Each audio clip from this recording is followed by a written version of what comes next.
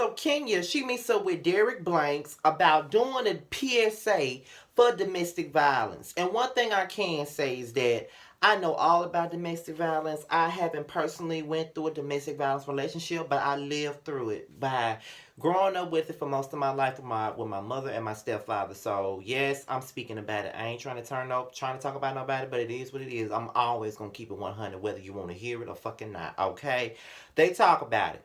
Sheree comes along and basically what they're trying to do is a PSA. She asked Nene to be a part of, she asked Candy and Cynthia to be a part of, she asked Cynthia's mother to be a part of, and she also asked my girl Shamea to be a part of it, and Porsha as well.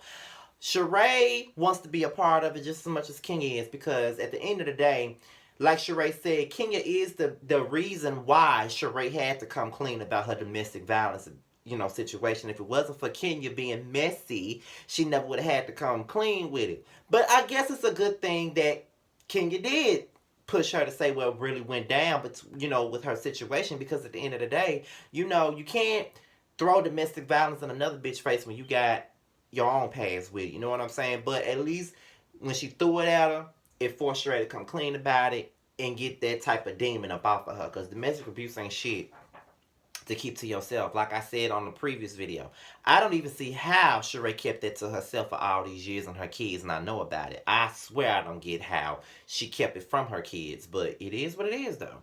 So next thing you know, Marlo comes over to Nene's house, and Nene's kitchen is very white, very pretty, look like a winter wonderland up in there. And they sit down and they have cocktails. And Marlo suggests that they all get together at her house for some tea, and she wants to invite Cynthia and Porsha. And she wants Nene and Porsha to get past everything that they've been through these last couple of years.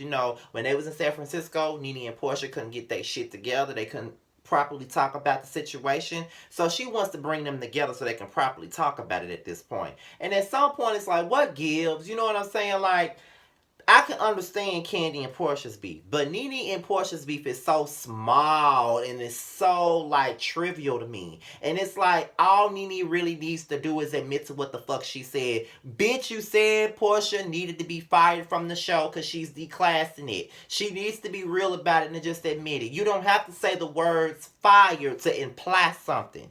Bitch, you implied it. And Porsha got every reason to feel some type of way about it due to the fact that, you know what I'm saying?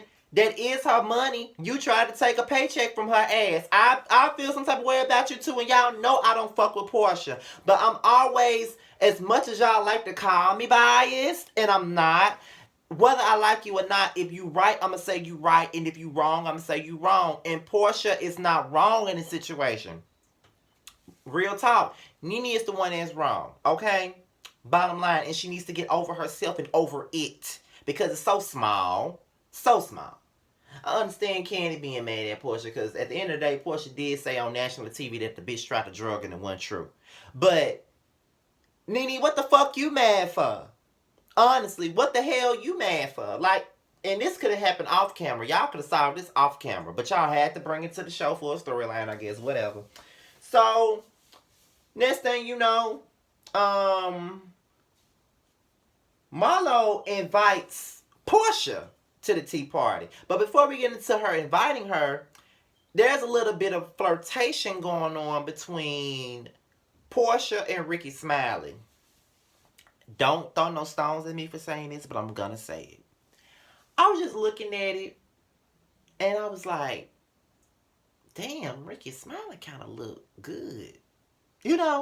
I never looked at Ricky Smiley as nobody that's like fine or handsome or anything like that. He was just Ricky Smiley. But in that particular scene, he looked kind of good. Like, I don't know why he did, but he did in that particular scene. Like, I probably would have gave him a chance if I was Porsha after watching this scene. But it is what it is. Don't ask me why, but I don't know why I thought he was a tad bit attractive. Don't shoot me for that. I don't know why, but it is what it is. But she was saying that Ricky is not her boss, and if she want to get with Ricky, she can. But at the end of the day, she's just not gonna go there. Whatever. So in the midst of her getting ready for Dish Nation, Marlo invites her for tea with Cynthia and Nene and herself. And you know, Portia's down for it, but at the same time, it's like, you know, she don't know. Every time she talked to Nene, it never pans out well. She done talked to the bitch twice, and things still haven't gone so well. And she feels like if Cynthia and Marlo can get past their issues with Nene, then she can too. And that's just what it is. And honestly, that is true. If she can get past her issues, if they can get past them, she can. So, Candy come over to Sheree house, and they sit down and they have a discussion about the PSA thing and how things are gonna go. And she was like, well, you know, I haven't really talked to Kenya about the situation that me and her are supposed to be doing together, but I'm not, I mean, I don't know.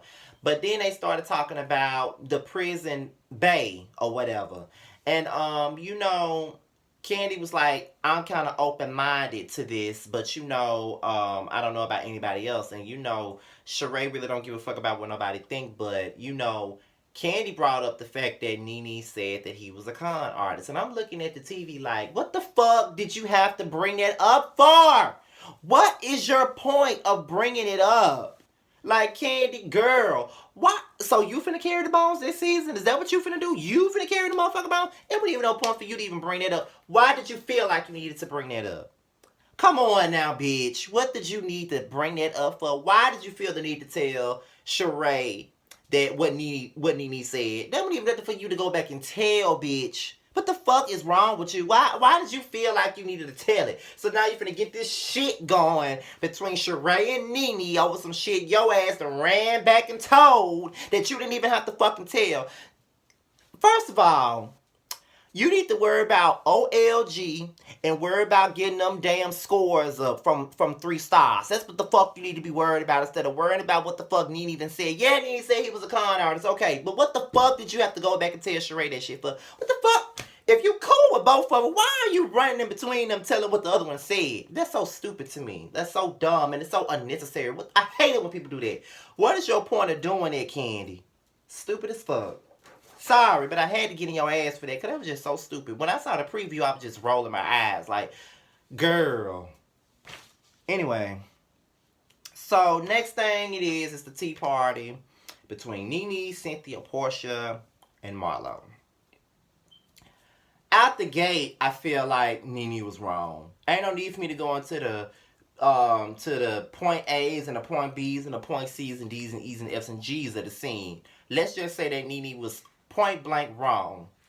Anytime you got somebody who think the Underground Railroad really is the Amtrak is the Amtrak station being the motherfucking adult in the situation, something is seriously wrong with that fucking picture. And Nene was not being a fucking adult. Porsha was, and that's a stretch. Because she ain't really the adult in many conversations. Or many situations at that. What the fuck is wrong with you, Nene? Like, you're so childish. Like, at the end of the day, if you felt like Porsha was a bad friend and she wasn't calling and responding to text messages and shit like that, you could have told her that off camera. What the fuck is the point of you keeping that going on for all these years? Now, let's be 100% clear. When a motherfucker don't text me back, or a motherfucker don't call me back, or answer my calls or my texts, if I do it ever so many times and I get no results, I stop. I'm not going to keep calling and texting no bitch. You know what I'm saying? Not one. But one thing about it, and two things for certain, and three for the most. If I feel like there's an issue with me in our communication, I'm going to fucking say that shit. And that's all you had to do was tell Porsha that. You feel like Portia's whole beef with you is because you gave her some advice that she didn't want to take.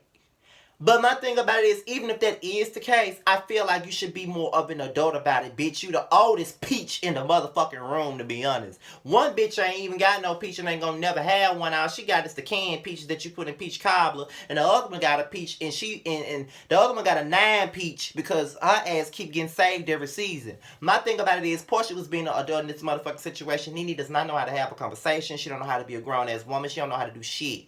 All she want to do is have everybody see it her way, and it ain't going to always be her way. It's just not going to be that way. Porsha, in this instance, wasn't really wrong. She was really trying to have a conversation with Nene. She was. But Nene got to be sarcastic. She got to be annoying. She got to be irritating. She got to do the absolute most to prove a point. And at the end of the day, there is no point to be fucking proven. You're being a bitch. You are. You are. You're being a complete bitch to this damn girl, okay? Bad enough bad enough her and Candy gotta be, but like I said, that's understandable. But y'all whole little situation can be resolved. But you acting like you gotta act like a damn Rottweiler just to keep your space on the motherfucking show. You can't never admit when you wrong. Everybody else is wrong. Everybody a bad friend. But honestly, Nene, real talk, bitch, you can't call nobody no bad friend. Nobody no bad friend. Because you's the same bitch that said Cynthia need to be off the show. You the same bitch who said that, you know, you the same bitch trying to take food off her motherfucking plate. To be quite honest, I don't see how they back friends with your ass after all of that. Because one thing about me, let me tell you about me. I'm loyal to a fault. When you my friend, you are my friend. When you my homie, you my homie. If I call you my brother, that's that. If I call you my sister, that's that. If I bring you around my family, that's that. So I'm loyal to a motherfucking fault, okay? To a fault, I'm loyal. Sometimes to motherfuckers that don't even deserve it. But that's what they say about all of us Aquarians. That's what they say about all of us as Aquarians. Sometimes we are loyal to people who don't even deserve it. But one thing about me is that it's some shit I can forgive you for, but it's some shit I would never forgive a bitch for. Some shit I never forget. And you publicly went out there and said that she shouldn't be on the show. When somebody publicly come for me, I never fuck with them again. Period. Ever fuck with them again for coming for me publicly. Especially with some bullshit. No. And honestly, I don't see how Cynthia even forgave Nene for that. I don't see I don't see why Porsha even want to be Nene's friend. I couldn't, but whatever. It is what it is. I don't see how any of these motherfuckers want to be her friend. But that's neither here nor there. The PSA shoot. Now one thing about it, Shamea's story really touched me. Real talk. It did. Barbara's story touched me. And all I could think about was all them years I grew up as a kid, watching my mother go through that. You know, like, my stepfather was verbally abusive, he was emotionally abusive, and he was fucking physically abusive, okay? He put his hands on my mama. And to this day, you know, I've forgiven him, but I haven't forgotten about anything that he ever put us through. But one thing about it, my youngest brother, who I always speak about on my videos, that's his son. So we don't have the same father. Me and my sister have the same father, but me and my youngest brother don't. And my brother has grown up to hate him. He's in the spot that I was at when I was 17. I hated my stepdad. I watched my stepdad do a lot of shit, from pushing my mother into a refrigerator, and when she fell back against the refrigerator, a pool of blood came out of her head and she fell to the ground, and he stepped over her like she wasn't shit. I seen him knock her. I seen her stand outside of an open car door and he punched her and she fell over the door. I've seen him try to bury her face in the snow. I've been picked up and thrown in the middle of the street when he could have busted my head doing that. I've seen him choke her. I've seen him try to attack my sister and I had to intervene. The three of us, my sister, my mother, and myself, had to jump him 10 years ago. And from that point, he haven't put his hands on nobody else. But I will say that years after that, about 4 years later, I tried to stab him. And when I ran up on him and tried to stab him and hurled a candle at him, he hasn't tried me since. So I know all about domestic violence, and hearing all these people's stories really touched me because I lived it and I know all about it. And let me tell you something. If a man putting his hands on you, you need to let him go. It ain't easy. It's not easy at all, but you gotta let him go. Because the more you stay, the more damage you will become. Look at my mama.